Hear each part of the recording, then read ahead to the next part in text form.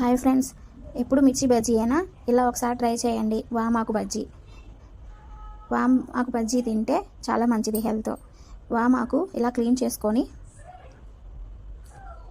తర్వాత 2 table spoon శనగపిండి తీసుకోవాలి.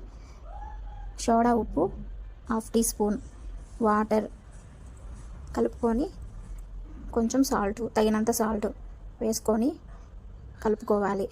ఇలా ఉండాలి పిండి. బజ్జీలు బాగా రావాలంటే ఇలా ఉంటే సరిపోతుంది. అంత లూజ్గా కూడా చేసుకోకూడదు. తర్వాత కళాయిలో ఆయిల్ వేసి హీట్ అయినాక ఆకులు తీసుకొని పిండిలో ముంచాలి. ఇలా చూపించే విధంగా మొత్తం మునిగేటట్టు ముంచినాక ఆయిల్లో వేయాలి. చూపించే విధంగా ఆయిల్లో వేసినాక గోల్డెన్ కలర్ వచ్చేంత వరకు వేగనివ్వాలి 2 సైడ్స్.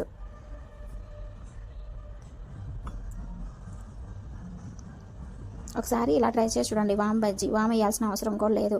మరో సైడ్ కూడా అలానే కాలనివ్వాలి. ఎంతైనా మిర్చి బజ్జీయే, వామ్ బజ్జీయే. దేని టేస్ట్ దాందే. ఇలా 2 సైడ్స్ గోల్డెన్ కలర్ వచ్చినాయి. తీసుకున్నాక దాని మీద కొంచెం నిమ్మకాయ పిండుకోండి, చాలా బాగుంటాయి. ఇలా ఒకసారి ట్రై చేసి చూడండి, చాలా బాగుంటాయి. Thank you.